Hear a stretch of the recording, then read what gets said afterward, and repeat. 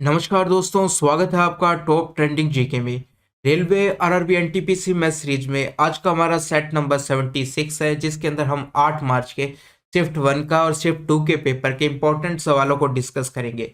इससे पहले यानी कि 28 दिसंबर से लेकर 7 मार्च तक जितने भी पेपर हुए हैं उनकी उनको यदि आपको करना है तो उनकी वीडियो आपको प्लेलिस्ट ऑप्शन में जाकर RRB NTPC 2021 all shift math solution के नाम से मिल जाएगी और इसकी पीडीएफ आपको योगेश मैथ टेलीग्राम चैनल पर मिल जाएगी। और आज का पेपर स्टार्ट करते हैं अपना।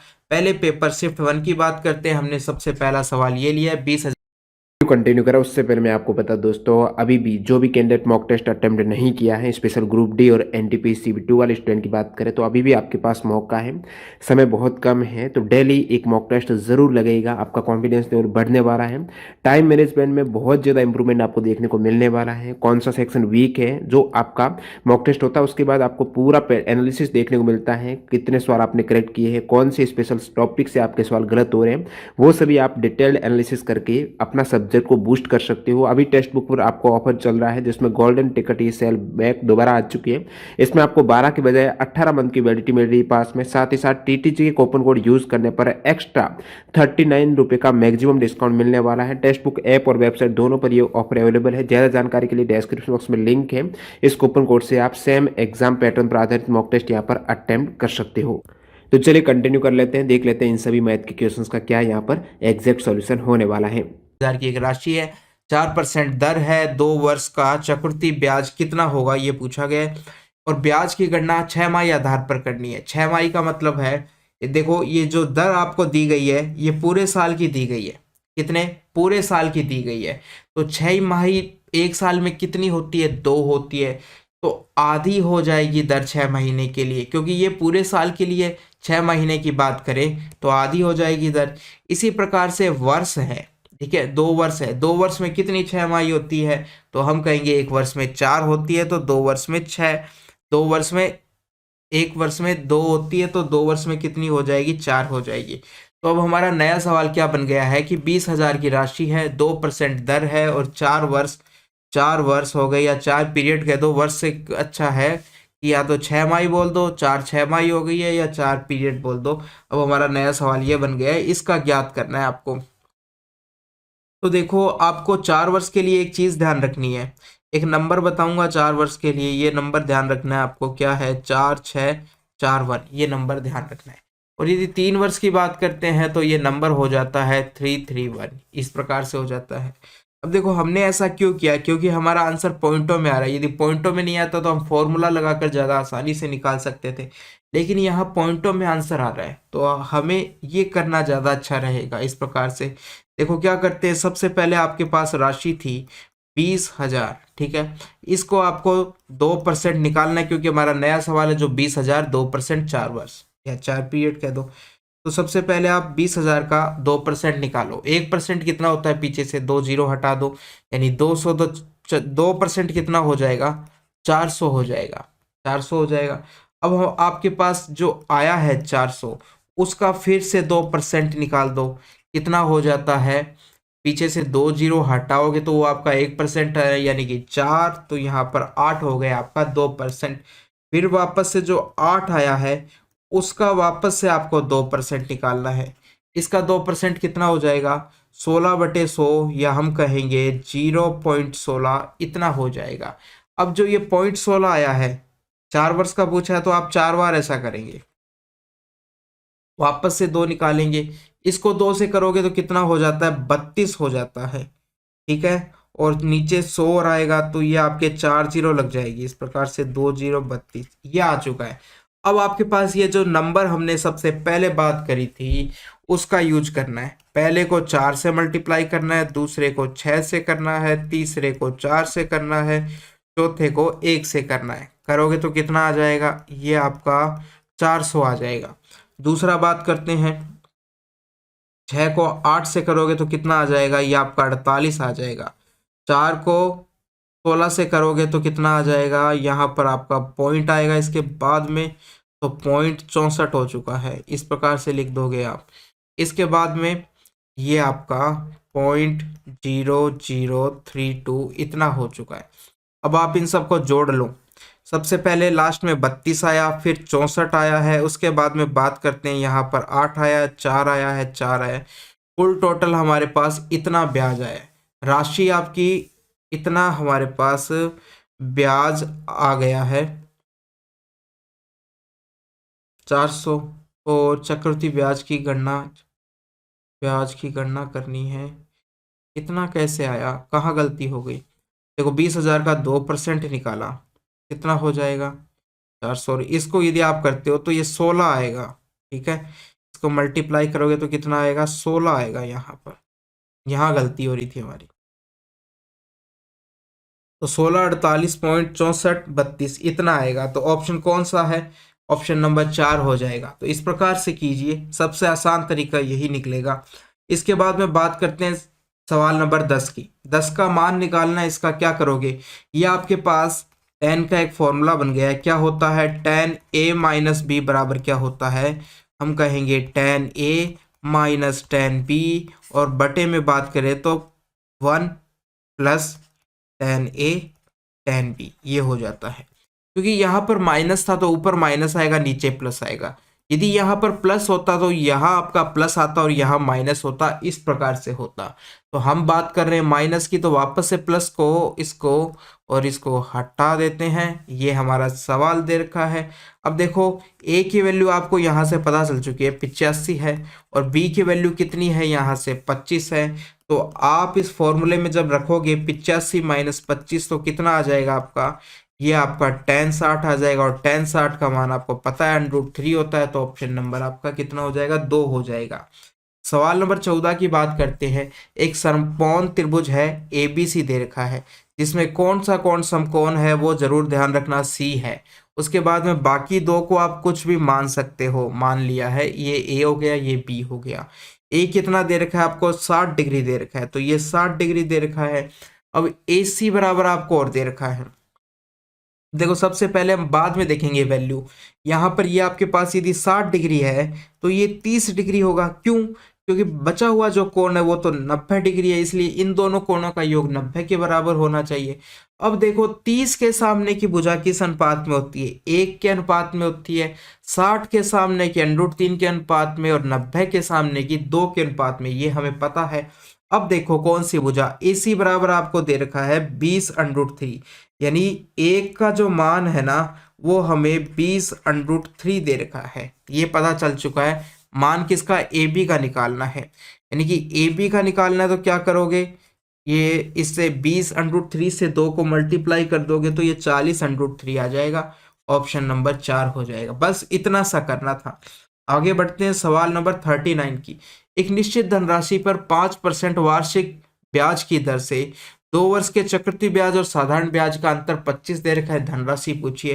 तो ये सवाल तो बहुत आसान है। इसका सिंपल सा फॉर्मूला है x इंटू आर स्क्वायर बटे 100 का स्क्वायर, ये आपका फॉर्मूला है, ठीक है। तो मान कितना दे रखा है, यहाँ पर 25 दे रखा है।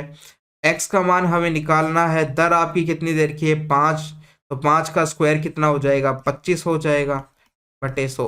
केवल ये 2 साल के लिए, ये चीज़ आप ध्यान रखना, ठीक है। 3 साल का होता है तो फॉर्मूला डिफरेंट हो जाता है, जो हमने कल बात भी करी थी। तो 25 से 25 कट जाएगा, 1 आएगा और 100। तो x का मान आपके पास यहाँ पर कितना आ चुका है, ये देखो नीचे 100 का स्क्वायर था पूरे का, तो इसलिए 2 0 और लगा दो। टोटल x का मान इतना आ जाएगा। ऑप्शन नंबर कौन सा हो जाएगा, 2 हो जाएगा। सवाल नंबर 44 की बात करें। ए और बी ने क्रम से 20,000 16,000 का निवेश कर एक साझेदारी में पैसा लगाया 20 के अनुपात में और 16 के अनुपात में। तो देखो 3 लोग हैं, हम लिख लेते हैं। सबसे पहले ए ने 20 लगाया तो बी ने 16 लगाया, और सी ने 15 लगाया है। सी ने कब लगाया, 3 महीने के बाद लगाया है। टोटल कितने महीनों का बाद ब्याज काउंट किया जा रहा है, 6 माह के बाद, ठीक है। बी का हिस्सा पूछा गया है। तो देखो ये लगा रहा है 6 महीने के लिए, ये 6 महीने के लिए टोटल, क्योंकि 6 महीने बाद काउंट कर रहे हैं। तो इसका कितना हुआ, इसने 3 महीने बाद लगाना स्टार्ट किया। तो 6 में से 3 घटाओगे कितने बचेंगे, यानी कि इसने 3 महीनों के लिए ही जो पैसा है वो लगाया है। यहाँ से ये कितना आ जाता है, कुछ कट रहा है क्या, काट रहा है तो आप काट दो, ये 2 हो जाएगा आपका, ये भी 2 हो जाएगा, ये 1 हो जाएगा। इतना आ गया। और कुछ कट रहा है? नहीं कट रहा। तो हम कर देंगे यहाँ पर 40 कर देंगे, यहाँ पर 32 कर देंगे और यहाँ पर 15 कर देंगे। तो जिस अनुपात में उन्होंने पैसा लगाया है उसी अनुपात में उनको लाभ में हिस्सा मिलेगा। ठीक है, लाभ में हिस्सा मिलेगा। तो टोटल लाभ कितने का हुआ है? 4100 का लाभ हुआ है। ठीक है, टोटल इनको यदि करते हैं हम तो आपका कितना आ जाता है? ये 87 आता है आपका। यहाँ से 80 और 87 आता है। तो 87 की वैल्यू आपको दे रखी है, 4100 दे रखी है। ठीक है, एक की वैल्यू कितनी हो जाएगी? 4100 बटे 87 हो जाएगी। और यहाँ पर बी का लाभ पूछा गया है, यानी कि 32 की वैल्यू पूछी गई है, वो कितनी हो जाएगी? तो हम कहेंगे 4100 बटे 87 इंटू 32 हो जाएगा। ये जब आप मान निकालते हो, देखो ये किसी से भी कट नहीं रहे हैं, इसलिए हमारा ऑप्शन नंबर 1 आ ही नहीं रहा है। क्यों? क्योंकि देखो यहाँ पे ना तो इसने बात करी है लगभग की, और ये देखो यहाँ पर ऊपर 41 है जो कि नहीं कटेगा, और ये 87 29 के पाड़े में 3 बार आ रहा है, तो ये भी किसी से नहीं कटता है। ठीक है, बाकी हम भाग देख लेते हैं एक बार। तो यहाँ 4100 में यदि भाग दिया जाए 29 का, तो आप दोगे 29 से कम 29 जाएगा। फिर यहाँ कितना बचा? ये 2 बच गया, यहाँ 3 आ गया, 120 आ गया, 29 58, 29 58 और 58 से 116 हो जाता है। ये 16 गया, यहाँ पर 4 बचा 40। देखो ये नहीं जाएगा भाग। तो देखो दोस्तों, ये भाग है ना, जा नहीं रहा है आगे। तो ये आगे इसमें क्या होगा? कहाँ गलती हो रही है, या फिर ये आंसर सही नहीं है? ठीक है, तो इस प्रकार से मेरे हिसाब से तो ये क्वेश्चन सही नहीं है। बाकी मैं कहाँ गलती कर रहा हूँ, आपको किसी को यदि आंसर आए तो आप ज़रूर बताना मुझे, मैं बाकियों को भी बता दूंगा कमेंट के अंदर। आगे बात करते हैं, सवाल नंबर 59 की बात करते हैं। ए क्यूब प्लस बी क्यूब बराबर ए क्यूब प्लस बी क्यूब और ए की पावर 4 माइनस बी की पावर 4 का क्या करना है? हमें एलसीएम लेना है। एलसीएम तो लेना है, तो इसके लिए क्या आना चाहिए आपको? इन दोनों फॉर्मूले का किस प्रकार से इनको खोलते हैं वो आना चाहिए। इनका पूरा फुल एक्सप्रेशन आना चाहिए कि इसका फॉर्मूला क्या होता है। तो सबसे पहले बात करते हैं ए क्यूब प्लस बी क्यूब की बात करते हैं। तो यह आता है आपका ए प्लस बी हो जाता है, और होता है A square plus B square, फिर माइनस ए बी हो जाएगा, ये होता है। और ए की पावर 4 बी की पावर 4 की बात करें तो सबसे पहले तो ये ओपन होता है A square minus A square plus B square, फिर आता है A square minus B square. अब ये जो ए स्क्वायर माइनस बी स्क्वायर आया, ये वापस से एक फॉर्मूला बन चुका है। इसे हम फिर से ओपन यदि करते हैं तो ए प्लस बी आ जाएगा, ए माइनस बी आ जाएगा। इतने गुणनखंड आ गए हैं। अब इनमें से कॉमन जो है उनको ले लो, वो हमारा होता है एचसीएफ। तो सबसे पहले आप कॉमन कॉमन को छांट लो। हमें लेना क्या है? एलसीएम लेना है। यहाँ पर लिख देता हूँ, एलसीएम लेना है। तो सबसे पहले आप कॉमन वाले छांट लो। एक तो ये हो गया है, एक ये हो गया है, हो गया है दोनों में। तो इनको इसको लिख देते हैं सबसे पहले ए प्लस बी। इसके बाद में यदि बात करें और कुछ भी कॉमन नहीं आ रहा है, तो जितने भी बचे हुए हैं उनको लिख दो एलसीएम के लिए। आप यदि एचसीएफ पूछता तो जो कॉमन है वो आ जाता। केवल एलसीएम की बात करें तो सबसे पहले कॉमन है जो दोनों में उसको एक बार लिख दो, फिर बाकी बचे हुए को लिख दो। तो अब ऊपर पहले में बात करते हैं तो क्या बचा हुआ है? A square plus B square minus A B, ये बचा है। नीचे वाले में बात करें तो क्या बचा है? A square plus B square, ठीक है, माइनस ए बी, ये बचा है। ठीक है, अब आपका यहाँ पर क्या हो सकता है? दो रूप बन सकते हैं। ये पूरा का पूरा क्या हो जाएगा? वापस से वही ए क्यूब प्लस बी क्यूब लिख सकते हैं इसको आप, बी क्यूब, और ये ए स्क्वायर प्लस बी स्क्वायर है, और ये ए माइनस बी है। बस इस प्रकार से हो चुका है। ये कहाँ पर आपको देखने को मिल रहा है? ऑप्शन नंबर 4 हो जाएगा हमारा यहाँ से। आगे बात करें सवाल नंबर 62 की। राम एक पुस्तक को उसके अंकित मूल्य के 125 में बेचकर विक्रय मूल्य के 2/5 के बराबर लाभ अर्जित कर रहा है। अब देखो यहाँ पर भाषा आपको पढ़नी जरूरी है। देखो भाषा में क्या दिया गया है, एक पुस्तक को उसके अंकित मूल्य जो कि 125 है पर बेचकर, ठीक है, यानी कि अंकित मूल्य के ऊपर ही बेच रहा है वो, ये चीज आपको ध्यान करनी है। यहाँ पर मेन यही चीज है, यानी कि यहाँ पर जो मार्क प्राइस है यानी कि अंकित मूल्य और विक्रय मूल्य एक ही है। ये आपको इस लाइन को अच्छे से पढ़कर समझ आएगा कि अंकित मूल्य के 125 में बेचकर, ठीक है, यानी कि अंकित मूल्य 125 है और उसी में उसने बेचा है, ठीक है, तो यानी कि सेलिंग प्राइस और मार्क प्राइस एक ही हो गई है, ठीक है, इतना दे रखा है उसने। फिर कह रहा है कि विक्रय मूल्य के इतने में यदि बेचता है तो विक्रय मूल्य के 2/5 के बराबर लाभ होता है। कहने का मतलब है यदि विक्रय मूल्य सेलिंग प्राइस 5 अनुपात है तो 2 अनुपात उसको क्या हो जाता है, ये प्रॉफिट हो जाता है, ये कह रहा है प्रॉफिट हो जाता है, ये चीज कह रहा है। तो हमारे पास आ चुका है क्या होता है, एक तो आपका कॉस्ट प्राइस होता है, एक प्रॉफिट होता है, क्योंकि प्रॉफिट कॉस्ट प्राइस पर देखा जाता है और सेलिंग प्राइस होता है। उसने कहा कि सेलिंग प्राइस, ठीक है, और ये मार्क प्राइस ऐसे लिख देता हूं, एक ही चीज है, सेलिंग प्राइस और मार्क चीज यहाँ पर एक ही चीज दे रखी है। 5 दे रखी है सेलिंग प्राइस, प्रॉफिट कितने का हुआ है 2, तो क्रय मूल्य कितना हुआ होगा 3, क्योंकि 3 और 2 जोड़कर 5 होता है। ये आपके पास आ गया है। अब आपके पास क्रय मूल्य पूछा गया है, जो ये मार्क प्राइस बात कर लो, सेलिंग प्राइस बात कर लो, यहाँ पर एक ही चीज दे रखी है। तो 5 की वैल्यू 125 दे रखी है, तो यहाँ से 1 की वैल्यू निकालोगे तो कितना आ जाएगा, ये आपका 25 आ जाएगा। तो कॉस्ट प्राइस के लिए 25 को आप इससे मल्टीप्लाई कर दोगे तो ये आपका 75 आ जाएगा। ये हो चुका है आपका आंसर, ऑप्शन नंबर 4। आगे बढ़े, सवाल 63 की बात करते हैं। एक समचतुर्भुज के विकर्णों की लंबाई इतनी और इतनी दे रखी है, समचतुर्भुज की प्रत्येक भुजा की लंबाई कितनी होगी। देखो क्या क्वेश्चन है, समचतुर्भुज क्या होता है, जिसकी चारों भुजाएं बराबर होती है। अब देखो एक विकर्ण तो ये हो गया, ठीक है, दूसरा विकर्ण ये हो गया।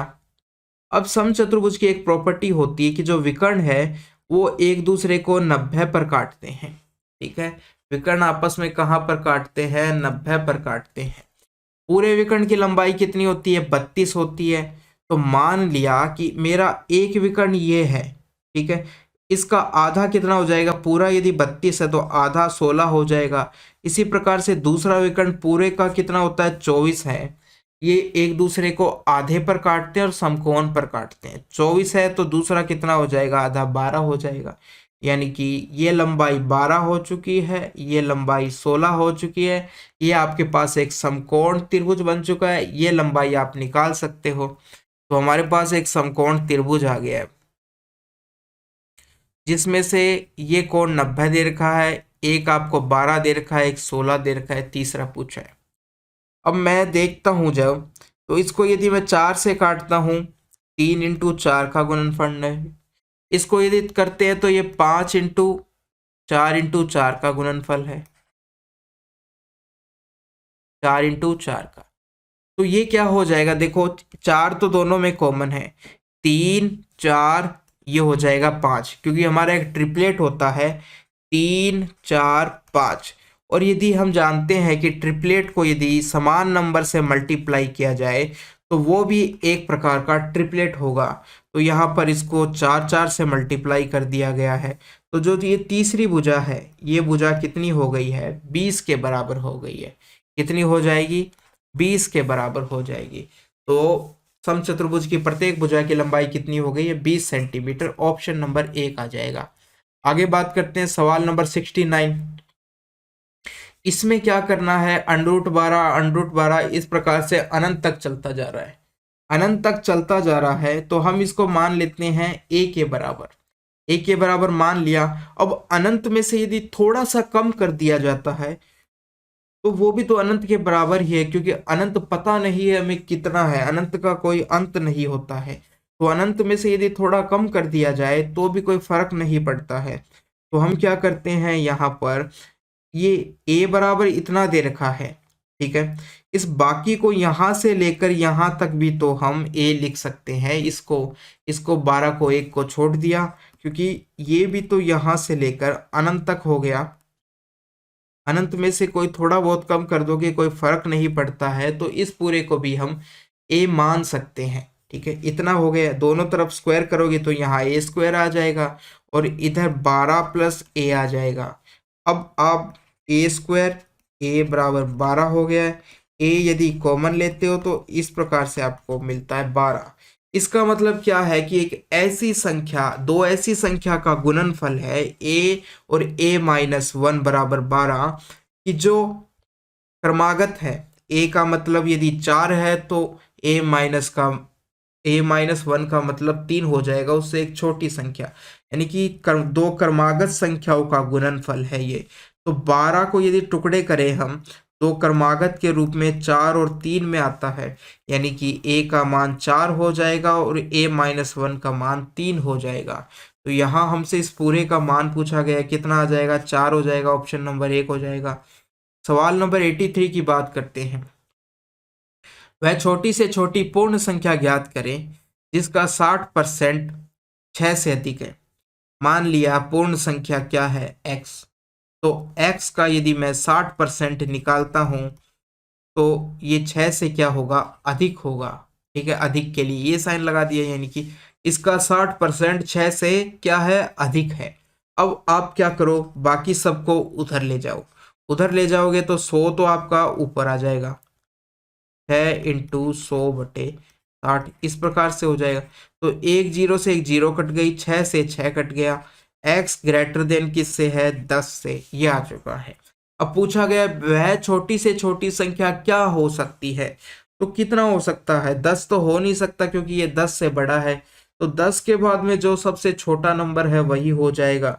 तो 10 के बाद में सबसे छोटा नंबर क्या आता है? 11 आता है। तो हमारा आंसर 11 हो जाएगा, ऑप्शन नंबर 4 हो गए। क्योंकि ये जो ग्रेटर देन का साइन है इसका मतलब ये क्या है? 10 से संख्या हमारी क्या है? बड़ी है, बड़ी है। 10 से क्या है? बड़ी है। एक बार कई बार साइन ऐसा दिया रहता है greater than and equal to 10, तो इसका मतलब है 10 और 10 से बड़ी। तो यहाँ पर सबसे छोटा मान कितना होता? 10 हो सकता था, लेकिन यहाँ पर क्या होगा? 11 होगा। बात करते हैं सवाल नंबर 85 की। 8 संख्याओं का माध्य 37 दे रखा है, उनमें से एक संख्या को हटा दिया जाता है तो माध्य 2 कम हो जाता है। हटाई गई संख्या ज्ञात कीजिए। तो 8 संख्याओं का माध्य कितना है? 37। मैं मान लेता हूं 7 को अलग लिख देता हूं, एक संख्या को अलग लिख देता हूं। इनका माध्य 37 है और इसको भी हम कह देते हैं कि 37 है, लिख दिया। अब जो हटा दी संख्या कितनी बची? 7 संख्या। अब माध्य कितना कम हो गया? 2 कम हो गया। 2 कम का मतलब कितना हो गया है? अब आपका माध्य हो चुका है 35 हो चुका है, 35 हो चुका है। प्रत्येक में से कितना कितना कम हो गया है? 2 कम हो गया। कितनी संख्याओं में? 7 में। तो 2 कम हुआ है 7 में, तो टोटल कितना कम हो गया है? हम कहेंगे 14 कम हो गया है, या -14 कह दो, इतना कम हो गया है। अब जो ये 37 थी इधर यदि कम हुआ है तो इसको हमें क्या बढ़ाना पड़ेगा, क्योंकि 37 14 इसीलिए जो कम हुआ है क्योंकि जो एक संख्या को हटाया है वो 14 एक्स्ट्रा लेके चली गई है। तो ये कितनी थी? 37 थी और 14 एक्स्ट्रा लेके चली गई, तो 14 इसमें और जोड़ना पड़ेगा। तो ये आपका इसका मतलब जो कम हुआ है वो इसी की वजह से ये 11 हो जाएगा और ये आपका 51 हो जाएगी वो संख्या। ऑप्शन नंबर आपका 4।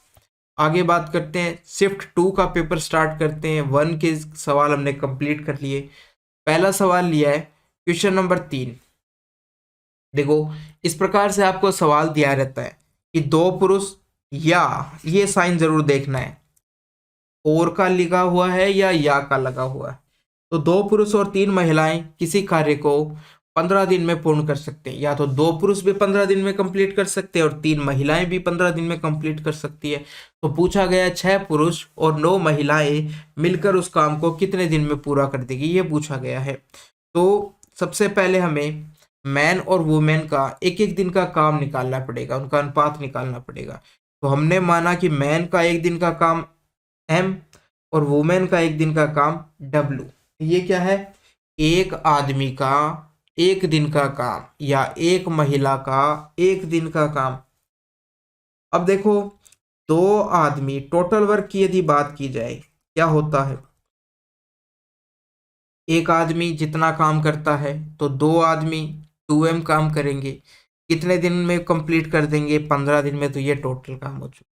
और यही यदि वुमेन करती तो एक वुमेन डब्लू काम करती है, 3 इतना करती है, ये भी 15 दिन में, तो ये भी टोटल काम के बराबर आ चुका है। अब इन दोनों को बराबर करते हैं तो 15 से तो 15 कट जाएगा, तो यहाँ से मेरे पास आएगा 2m बराबर 3w आ जाएगा। और m बटे w की बात करते हैं तो 3/2। यह आपके पास अनुपात आ चुका है कि यदि मैन 3 यूनिट बनाता है तो w है जो वुमेन 2 यूनिट बनाएगी। तो यहाँ से हम टोटल वर्क भी निकाल सकते हैं। टोटल वर्क किसी एक में भी रख दो आप, मान तो बराबर आना है, चाहे वुमेन में रख दो और चाहे मैन में रख दो। तो मैं चलो ये रख देता हूँ। सबसे पहले तो मैन का रखा 3, ये 6 हो गया, और 15 छिक्के कितना हो जाएगा? 90 आ चुका है। टोटल वर्क किसी से भी निकाल सकते हो आप। दूसरे वाले में यहाँ पर रखना होता तो W का मान रखते, यहाँ पर रखना है तो M का मान रख दो। टोटल वर्क हमारे पास आ चुका है। अब समय पूछा गया है, और समय क्या पूछा गया है कि कितने पुरुष और इतनी महिलाएं काम करती है। तो आप क्या करो, आपके पास जो टोटल वर्क आया है यदि इससे निकालें हम कि एक मैन तो 6 मैन इतना काम कर देंगे, इसी प्रकार से 9 महिलाएं भी उनके साथ काम कर रही है, तो ये सब एक दिन में इतना काम कंप्लीट कर देते हैं। और तो पूछा गया ये कितने दिन में, मान लिया कि x दिन में कंप्लीट कर देंगे, और यही बराबर किसके है? 90 के बराबर होगा, क्योंकि टोटल काम है वो भी। अब आप क्या करो, m और इनका w का मान रखो। तो m यहाँ पर 3 रखते हो तो ये 18 हो जाता है, यहाँ पर 2 रखोगे तो ये भी 18 हो जाएगा। x बराबर 90 इस प्रकार से। तो आगे 36 हो गया, ये 36 x बराबर 90 हो गया है। यहाँ से यदि बात की जाए तो आपका x बराबर 90/36 हो गया है। यदि इसको सॉल्व करें, 3 से यदि काटो तो ऊपर 30 आ जाएगा, नीचे 12 आ जाएगा, और कटेगा तो ये आपका 10/4 आ जाएगा। तो जब 4 का आप यदि भाग दोगे इसके अंदर तो 2 सही 1/2 आ जाएगा। कहाँ दिखाई दे रहा है? ऑप्शन नंबर 3 हो जाएगा मेरा ये। सवाल नंबर 10 की बात करते हैं। एक कॉलेज में 917 छात्र हैं, जिनमें से लड़के कितने हैं? 535 हैं। ठीक है, तो लड़कियों की संख्या निकाल देते हैं हम। 917 में से 535 लड़के हैं, तो लड़कियां कितनी हो जाएगी? 2, ये आपका 8 और एक 6, 3, इतनी लड़कियां हैं। क्या है? इतनी गर्ल्स हैं। ये क्या है? आपका बॉयज है। एक चीज पता चला हमें, दिए गए आरेख में त्रिभुज अंग्रेजी माध्यम में पढ़ने वाले 134 छात्रों को दर्शाता है। त्रिभुज किसको दर्शा रहा है? 134 छात्रों को, जो कि इंग्लिश में पढ़ते हैं उनको दर्शा रहा है। वर्त विज्ञान विषय में पढ़ने वाले 279 छात्रों को दिखा रहा है। ये क्या है? आपका साइंस के अंदर 279 छात्र पढ़ रहे हैं, उनको दिखा रहा है। आयत लड़कियों को निरूपित कर रहा है। लड़कियां कितनी है? 382 है। ये गर्ल्स को निरूपित कर रहा है। तो छात्रों के पसंदीदा माध्यम और वर्ग के आधार पर वितरण का आंशिक, पूरी तरह से जानकारी नहीं दी गई है, आंशिक जानकारी दी गई है।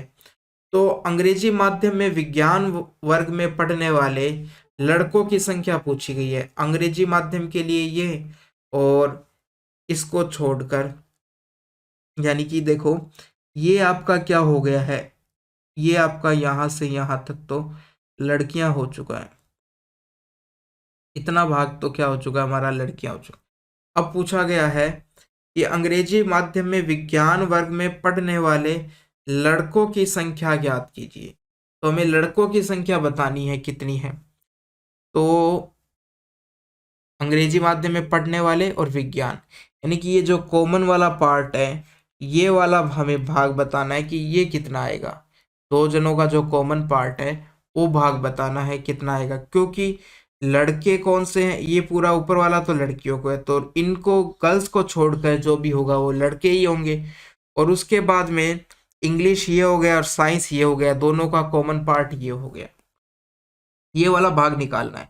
अब सबसे पहले देखो लड़कियों की बात करें तो 382 टोटल लड़कियां हैं, और इनको जोड़ोगे यदि आप 24, 94 और 270, 247 को, 247 को, तो देखो यदि हम इनको जोड़ते हैं तो हमारे पास आ जाता है, साइड में जोड़ लेते हैं, 247, 24 और 94 यदि जोड़ते हो, 8, 8 और 7 15, एक आई हासिल, 10 हो गया और 6 16, एक आई हासिल, ये 365 हो गया है। तो आप जब 382 में से 365 यदि घटाते हो तो यहाँ 7 बचता है, 7 1, यानी 17 बच गया है। तो अब देखो यहाँ में से कौन सा पार्ट 17 आएगा, ये वाला भाग है जो दोनों का कॉमन भाग है, वो 17 आएगा। ये हो चुका है हमारा 17, क्योंकि टोटल लड़कियां कितनी है, 382।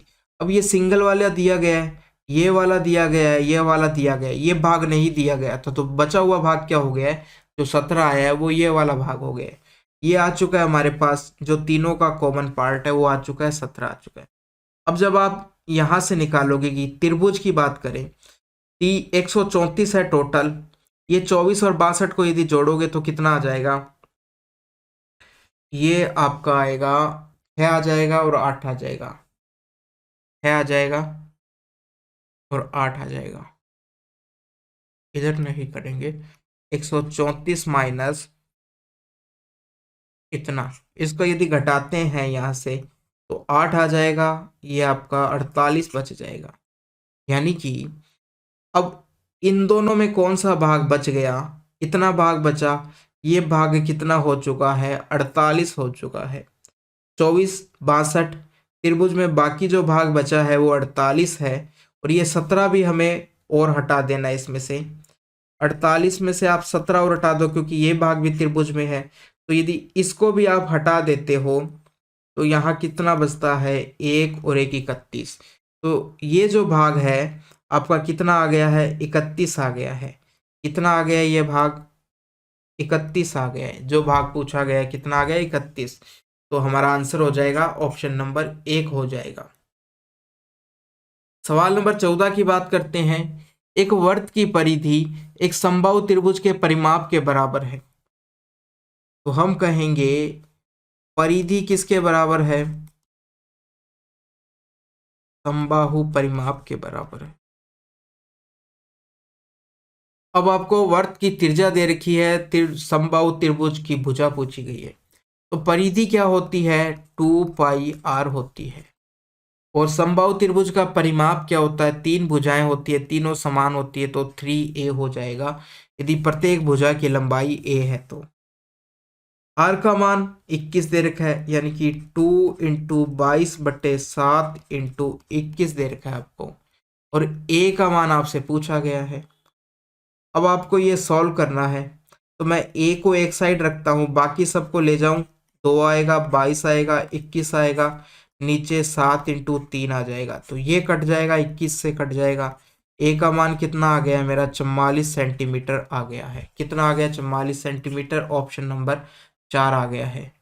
सवाल 18 की बात करते हैं। रामू 75% वार्षिक चक्रवृद्धि ब्याज की दर पर 64,000 की राशि उधार लेता है। प्रत्येक वर्ष के अंत में आंशिक भुगतान के रूप में 3200 रुपए का भुगतान कर देता है, यानी कि हर साल वो वापस 3200 रुपए चुका देता है। इस प्रकार से 3200 की किस्तें चुकाने के बाद में कितनी राशि और बकाया बच गई है वो बतानी है। तो कुल राशि देखो, अब हमें 3200 चुकाना है हर साल, फिर जो बचा अगले साल उस पर ब्याज लगेगा, पूरे पे ब्याज नहीं लगेगा, इसलिए हमें हर साल का इसमें अलग अलग निकालना पड़ेगा। क्यों, क्योंकि 3200 रुपये आपको कट करते जाना है। जितना ब्याज पहले साल आया उसमें से 32 हटा दो, फिर बाकी राशि पर वापस से ब्याज निकालो, फिर हटा दो, फिर वापस से ब्याज निकालो, फिर 3200 हटा दो, और बताना है कितना बचा। तो देखो कुल राशि हमारे पास सबसे पहले कितनी थी, 64,000 राशि थी। 25% का मतलब क्या होता है, 1/4 कह देते हैं। तो सबसे पहले इसका 1/4 निकालना है। यदि भिन्न की बात करें तो 1/4 यदि आप निकालते हो कितना आएगा,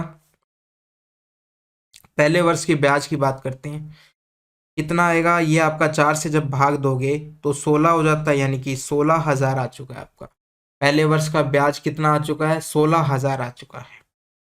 अब राशि कितनी हो जाएगी, तो हम कहेंगे 64,000 प्लस 16,000।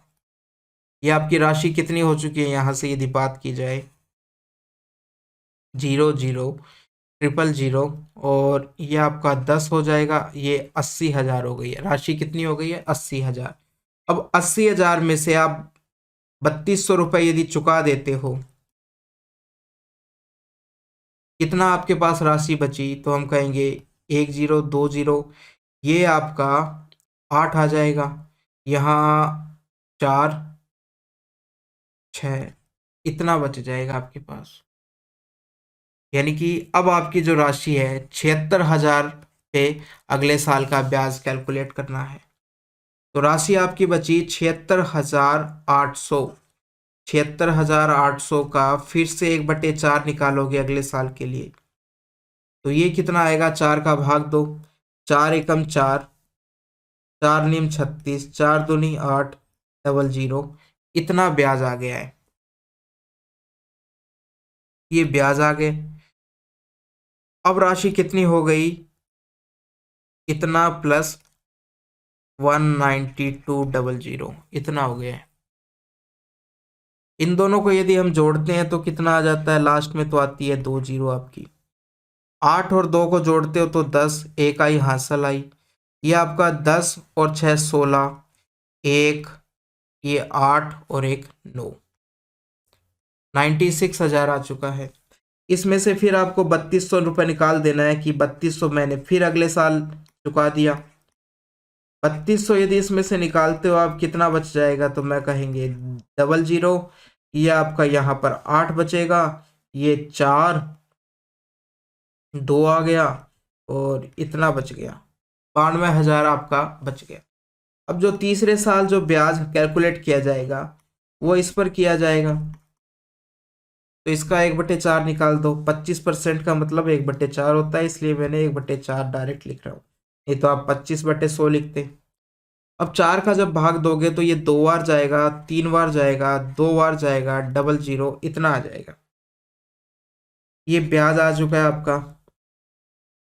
राशि कितनी थी आपकी, 92,800 प्लस 32, इतना।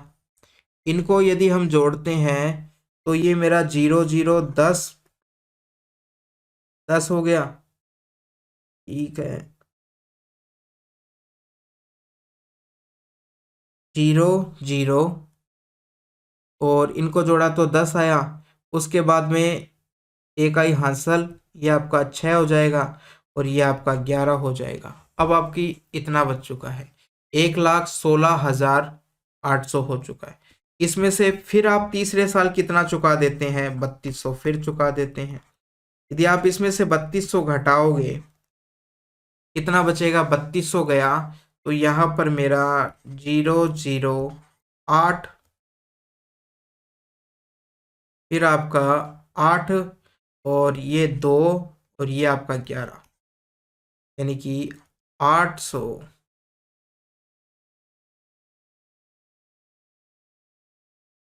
राशि कितनी बच गई, 1,12,800। 3 किस्त चुका दी है, एक ये रही, एक ये चुकाई हमने, एक ये चुका दी, तो कितना बच गया इसके बाद में, 1,12,800 रुपये हमारे पास बच गए हैं। 1,12,800, ऑप्शन नंबर कौन सा हो जाएगा, 2 हो जाएगा। आगे बढ़े, सवाल नंबर 19। एक 658 सेंटीमीटर लंबी एक छड़ से इतने लंबाई वाले अधिकतम कितने टुकड़े काटे जा सकते हैं, तो इसका भाग दे दो आप, नंबर ऑफ टुकड़ों के लिए इसका भाग दे दो। तो भाग दोगे तो ये दो दशमलव है, ऊपर 0 लगा दो। इसके बाद में इसको 2 से यदि काटते हैं, तो 2 से यदि काटोगे तो कितना आ जाएगा, ये आएगा आपका 2 एकम 2, 7, 3, इतना आ जाएगा। इसको काटोगे तो कितना आएगा, ये आपका 3 आ जाएगा, और यहाँ से 2 बार जाएगा, 9 बार 0, इतना आ जाएगा। अब आपका और आगे ज़्यादा कटेगा नहीं, आपको भाग देना पड़ेगा। तो अब आप क्या करो, इसके अंदर भाग दे लो, पूरा पूरा कितनी बार जाता है, 173 का भाग, तो सबसे पहले 2 बार यदि देने की कोशिश करें, इसको 2 से यदि आप मल्टीप्लाई करोगे तो कितना आएगा, ये 6 आ जाएगा, यहाँ से 14 आ जाएगा, एक 3 हो जाएगा, तो 376 आता है। यहाँ पर 329 है, तो सबसे पहले तो एक बार ही भाग जाएगा, 6 बचेगा, यहाँ 5 बचेगा, और यहाँ 156 जीरो इतना बच जाएगा। अब कितनी बार जाएगा, तो अब हमारे पास जो ऑप्शन बचे हैं, या तो 7 बार जाएगा या 9 बार जाएगा। तो हम यदि पीछे 9 से मल्टीप्लाई करते हैं तो कितना आता है, ये 27, 27, एक 5 भी है हमारे पास, मगर इतना कम तो आएगा नहीं। तो 9 ती है 27, 2 आई हासिल 63, और 2 कितना हो जाएगा 65, और 9 और 5, तो 14,000, कहीं गलती हो गई है, 15 आना चाहिए। 9 ती है 27, 2 आई हासिल 63, 63 का 63 और 2 65, 6 आई हासिल 9, और ये आपका 5 आएगा, यहाँ पर 4 नहीं आएगा, 5 आएगा। तो देखो ये आपका हो चुका है 57, इतना हो चुका है। कितनी बार पूरा पूरा भाग गया, पहले एक बार गया, फिर 9 बार गया, इसके बाद में आपके बचेगा 3, अब भाग जा नहीं रहा है। तो कितना बार पूरा पूरा भाग चला गया, 19 बार गया, तो 19 टुकड़े हम काट सकते हैं। उसके बाद में इतना भाग लकड़ी का बच जाएगा, 3 सेंटीमीटर कुछ भाग बच जाएगा, जिसको हम आगे टुकड़ा पूरा नहीं कर सकते हैं क्योंकि काफी छोटा टुकड़ा बचा है। तो 19 बन चुके हैं हमारे पास, इस प्रकार के टुकड़े काटे जा सकते हैं। सवाल नंबर 23 की बात करते हैं।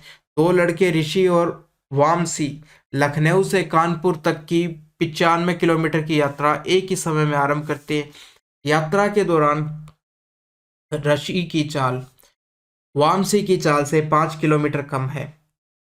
वामसी कानपुर पहुंचता है और तुरंत वापस चलना शुरू करता है। वापसी की यात्रा के दौरान वह कानपुर से 25 किलोमीटर की दूरी पर ऋषि से मिलता है। तो ऋषि की चाल बताइए। क्या हुआ कि 2 लोग थे, पूरी डिस्टेंस कितनी थी, 95 किलोमीटर थी, 95 किलोमीटर थी। एक वामसी था, एक ऋषि था। वामसी थोड़ा तेज चल रहा था 5 किलोमीटर, उसकी वजह से क्या हुआ कि वामसी यहाँ तक पहुँच गया और वापस मुड़ के कुछ दूर चल देता है। यहाँ वो ऋषि से मिलता है, ऋषि भी चल रहा था, दोनों साथ ही चलना स्टार्ट किया, मगर वामसी की स्पीड तेज थी, तो वो क्या किया, 95 सेंटीमीटर तक जाकर किलोमीटर तक जाकर वापस मुड़कर आता है और यहाँ पर मिलता है इससे। तो ये डिस्टेंस बता रहे हैं कि 25 किलोमीटर थी। इतनी डिस्टेंस यानी कि यहाँ से 25 किलोमीटर वो वापस चल के आ जाता है, फिर दोनों यहाँ पर मिलते हैं। वो इधर से इधर आ रहा था, ये वापस जा रहा था, इस प्रकार से मिलते हैं। 25 यदि घटाते हैं तो ये डिस्टेंस आपकी कितनी हो जाती है, 70 हो जाती है। और इसने कितनी चली पूरी, तो हम कहेंगे देखो समय तो सेम ही लगा, दोनों एक ही समय में स्टार्ट की और दोनों यहाँ तक चलते रहे थे जब मिले थे, तो यानी कि समय तो समान हो गया। तो दूरी की यदि बात की जाए तो क्या हो चुकी है, एक ने चली कितनी, यदि वामसी इस प्रकार से लिख लेते हैं, एक था, वामसी को वी से कर देते हैं और ऋषि को आर से कर देते हैं। तो यदि दूरी की बात की जाती है तो इसने दूरी कितनी चली, ये आपका 100 हो गया, 120 दूरी चली है। इसने कितनी चली, 70 चली है। अनुपात में थोड़ा यदि सरल करें तो 12:7 हो जाएगा। ठीक है, 12:7 आ चुका है दूरी का अनुपात। तो अब चाल की दूरी का अनुपात यदि ये है, वही अनुपात चाल का अनुपात हो जाएगा। तो चाल का अनुपात भी क्या हो चुका है, 12:7 हो चुका है। अब देखो वामसी है जो 5 किलोमीटर, ऋषि की चाल वामसी से 5 किलोमीटर कम है, यानी कि चाल का इनका अंतर कितना दे रखा है आपको, 5 अनुपात है, और 5 अनुपात की वैल्यू क्या है, 5 किलोमीटर के बराबर है। तो 1 अनुपात की वैल्यू कितनी हो गई, 1 किलोमीटर के बराबर हो गई। अब किसकी, ऋषि की पूछी गई है, तो आपको पता है कि 7 है, तो 7 की वैल्यू कितनी हो जाएगी, 7 किलोमीटर प्रति घंटा, प्रति घंटा, प्रति घंटा, इस प्रकार से। तो कौन सा हो गया ऑप्शन, ऑप्शन नंबर 2 हो गया है। 27, यदि 2 बिंदु ये और ये दे रखे हैं, इनके बीच की दूरी भी दे रखी है आपको 10, तो x का मान बताना है। तो देखो दूरी का फॉर्मूला क्या होता है जब दो बिंदु आपको दिए रहते हैं, ये होता है दूरी बराबर अंडर रूट, एक बिंदु है x1 y1, दूसरा है x2 y2, इस प्रकार से। तो आपकी दूरी का फॉर्मूला क्या हो जाता है, x2 माइनस x1 का whole square plus y2 minus y1 का होल स्क्वायर, ये आपका दूरी का फॉर्मूला हो जाता है। अब इसके अंदर यदि आप मान रखते हो तो सबसे पहले x2 यानी 1 रखोगे, 1 में से फिर x को घटा दोगे, ये स्क्वायर कर दिया। इसी प्रकार से y2 आप 15 रखोगे और 15 में से 7 घटा दोगे, इसका स्क्वायर कर दिया, और ये आपको 10 इकाई के बराबर दे रखा है। यदि मैं इस साइड स्क्वायर करता हूं तो राइट साइड में भी स्क्वायर करना पड़ेगा। इधर करने पर आपका स्क्वायर क्या हो जाएगा, हट जाएगा, इनको घटाएंगे तो ये आपका 8 आ जाएगा, 8 का स्क्वायर, और इधर 100 हो जाएगा। अब देखो 1 हो चुका है, 1 माइनस, या आप ऐसे का ऐसे रहने दो, इसको रहने दो 1 माइनस एक्स का स्क्वायर, ये 64 है, 64 को आप उधर ले जाओगे, घटाओगे तो कितना आ जाएगा, 36 आ जाएगा। 36 आ चुका है। दोनों साइड वर्गमूल लोगे तो इधर तो 1 माइनस एक्स हो जाएगा, और इधर बात करते हैं तो 6 हो जाएगा। तो यहाँ से मेरे पास x का मान कितना आ जाएगा, मैं कहूँगा माइनस एक्स का मान मेरे पास 6 माइनस 1, 6 माइनस 1, तो x का मान कितना आ गया यहाँ से, माइनस का 5 आ गया। x का मान कितना आया, माइनस का 5 आ गया। ठीक है। अब देखो गलती कहाँ हुई है, x के यहाँ से दो मान आएंगे। अब जब हमने अनरूट किया तो यहाँ से प्लस भी आएगा माइनस भी आएगा, क्योंकि यहाँ पर दो मान दे रखे हैं इसलिए हमें प्लस माइनस लगाना पड़ेगा कि जब भी हम अनरूट करते हैं तो प्लस में मान आता है और माइनस में मान आता है। तो ये किया तो इस प्रकार से दो मान आए। जब प्लस की बात करते हैं तो आपका मान कितना आ जाएगा, x बराबर आपका -5 आ जाएगा। जब आपने नेगेटिव लिया, जब हमने प्लस की बात की, जब नेगेटिव लिया तब कितना आ जाएगा आपका, x बराबर आ जाएगा आपका, ये -6 है, इधर ले जाओगे तो ये प्लस का हो जाएगा, 7 हो जाएगा। तो x का मान 7 आ जाएगा। आप दोनों मान निकाल के देख लेना, इस प्रकार से आ जाएंगे आपके। ये कब, वर्गमूल लेने पर।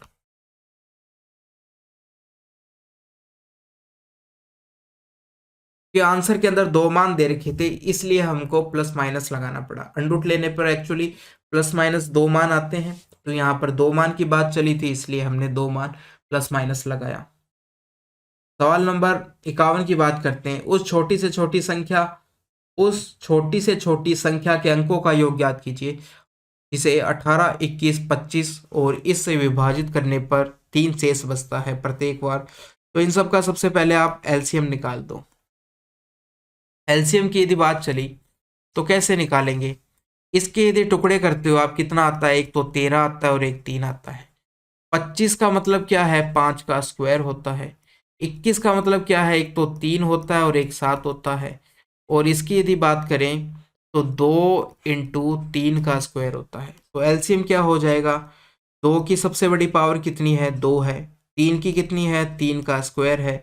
उसके बाद में 5 की बात करें तो 5 का स्क्वायर है, फिर 7 है और फिर 13 है। ये इतना सारे नंबर हैं, इनको मल्टीप्लाई करना पड़ेगा आपको। तो सबसे पहले 2 हो गया, ये 9 हो गया, ये 25 हो गया है, ये 7 और ये 13 हो चुका है।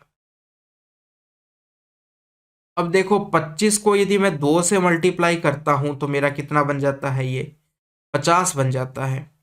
50 हो गया।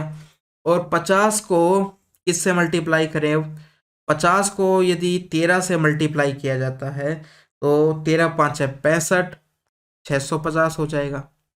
अब आपको इसको 9 से और 7 से और मल्टीप्लाई करना है। 9 से यदि करते हैं, 9 से आप यदि इसको करोगे और 7 से करोगे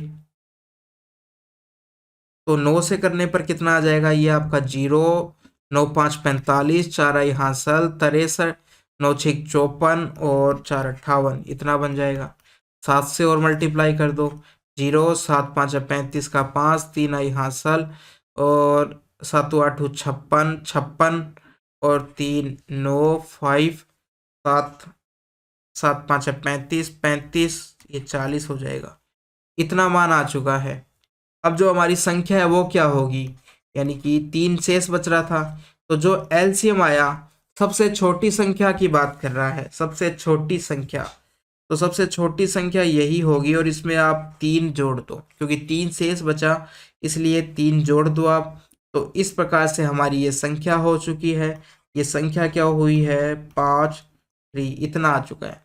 अब आपको क्या करना है, इस संख्या के अंकों का योग निकालना है। अंकों का योग का मतलब 4 + 9 + 5 + 3 करना है। करोगे तो कितना आ जाएगा, ये आपका हो चुका है 9 और 9 18, 18 और 3 कितना होता है, 21 होता है। इसलिए ऑप्शन नंबर कौन सा आ गया, ऑप्शन नंबर 2 हो जाएगा। 52 की बात करते हैं। x का मान आपको दे रखा है कितना, 2 + √5। एक और यहाँ पर क्या दे रखा है, 1/x का मान और निकालना पड़ेगा। 1/x क्या होता है, आप सबसे पहले तो क्या करो, यदि यहाँ पर 2 + √5 दे रखा है तो 2 - √5 कर दो। नीचे अब क्या आएगा, नीचे क्या लिखना पड़ेगा, इसके साथ में इसका स्क्वायर करो पहले वाले का और दूसरे वाले का स्क्वायर करो और दोनों का अंतर, यानी कि पहले का स्क्वायर 4 आ गया और √5 का स्क्वायर 5 आ गया और दोनों का अंतर करोगे तो कितना आया, ये आपका -1 आया। तो नीचे आपको -1 जरूर लिखना पड़ेगा, यानी कि इस प्रकार से करना पड़ेगा। इस प्रकार से आप 1/x का डायरेक्ट मान निकाल सकते हो। तो यहाँ से मेरे पास मान क्या आ गया, यदि माइनस को ऊपर लेके जाऊं तो 5 तो प्लस का हो जाएगा और 2 माइनस का हो जाएगा, ये मान आ चुका है।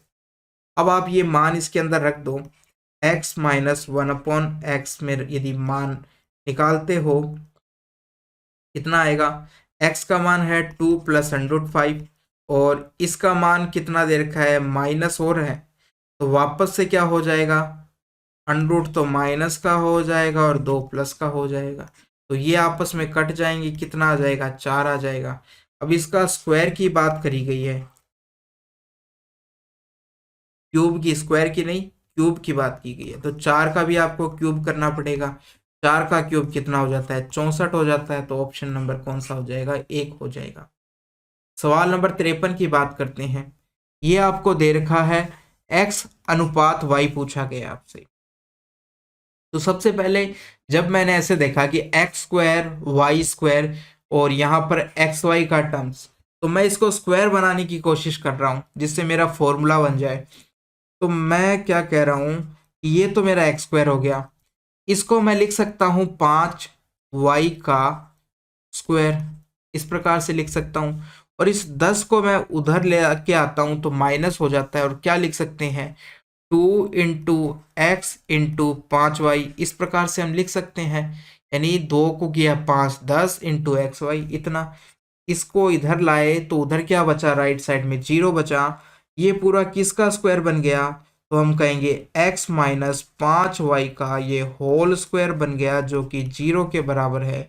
यानी कि x - 5y बराबर हो जाएगा 0 के, और यहाँ से x बराबर आपका 5y आ जाएगा और x बटे आपका 5:1 आ जाएगा। तो ऑप्शन नंबर आपका 3 हो जाएगा।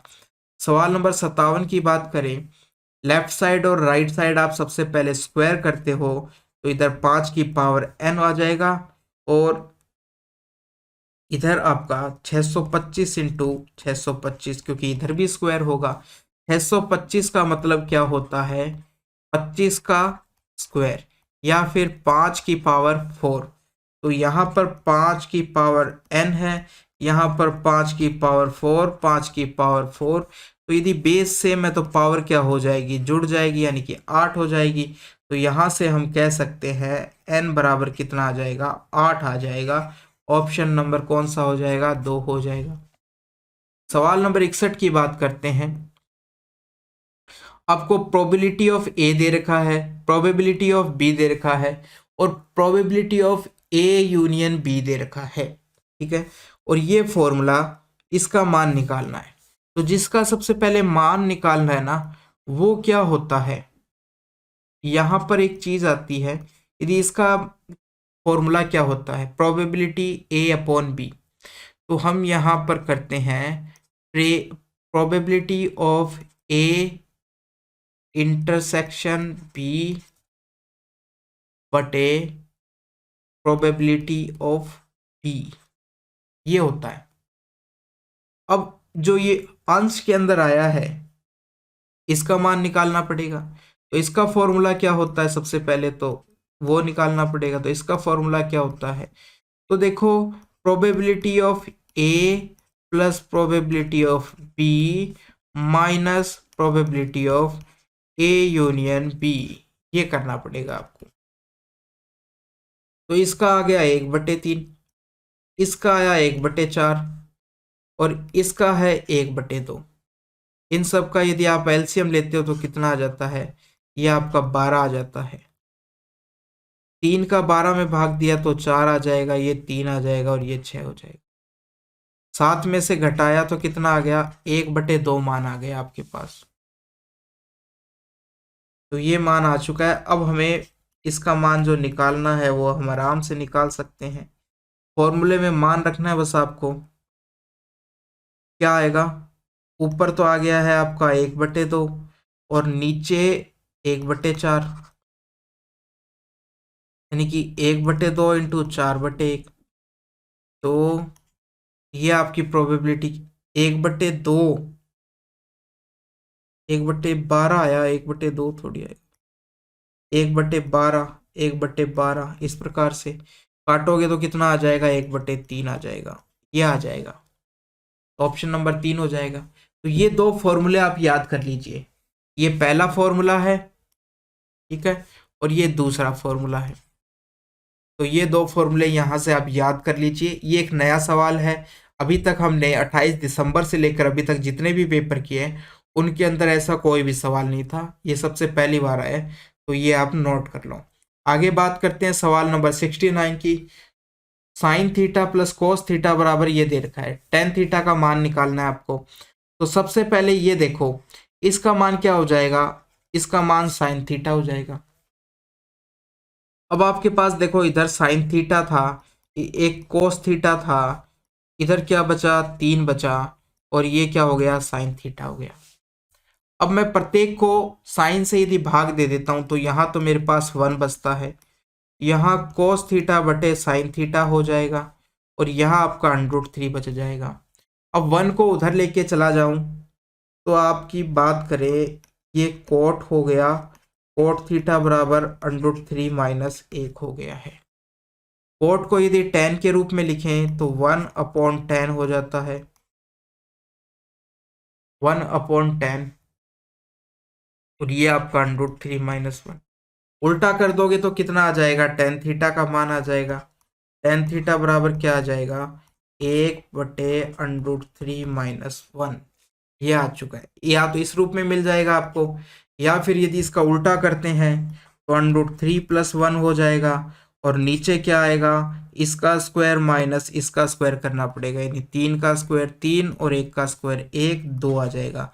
तो इनमें से कोई भी आंसर हो सकता है। ये वाला आपको आंसर दिया गया है, ऑप्शन नंबर आपका 2 हो जाएगा। ये आंसर भी दिया रह सकता था, ठीक है। आगे बात करते हैं सवाल नंबर 74 की।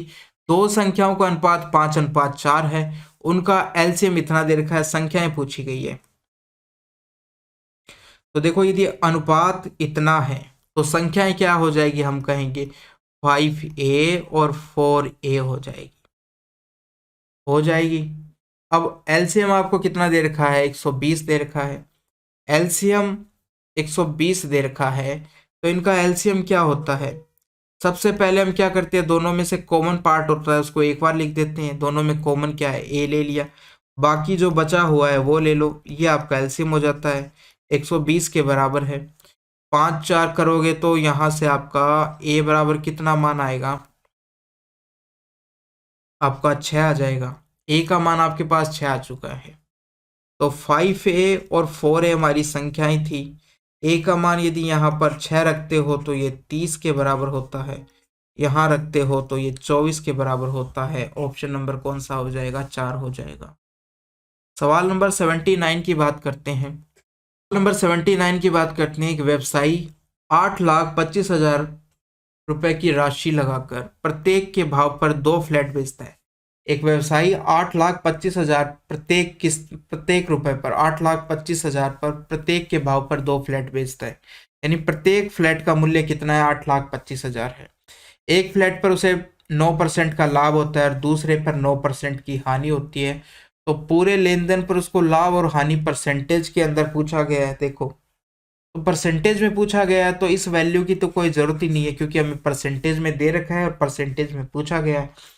तो देखो क्या हो जाएगा? x plus Y plus X into Y बटे 100 होता है। यदि टोटल की बात की जाए, 9 का लाभ हुआ है पहले पर, दूसरे पर 9 की हानि हुई है, ये 81 बटे 100 हो जाएगा इस प्रकार से। तो ये तो आपका 0 हो गया है। यहाँ बचा क्या? माइनस का 0.81 बचा है आपका, यानी कि माइनस का मतलब क्या है? हानि हुई है। ऑप्शन नंबर 4 ये हो चुका है आपका, इतना परसेंट हो चुका। सवाल नंबर 80 की बात करें। बिंदु ये और ये से गुजरने वाली सरल रेखा की समीकरण ज्ञात करनी है। तो एक बिंदु से गुजरने वाली सरल रेखा की समीकरण क्या होती है? मान लिया हमारा बिंदु x1 y1 है, इससे गुजरने वाली रेखा की समीकरण क्या हो जाएगी?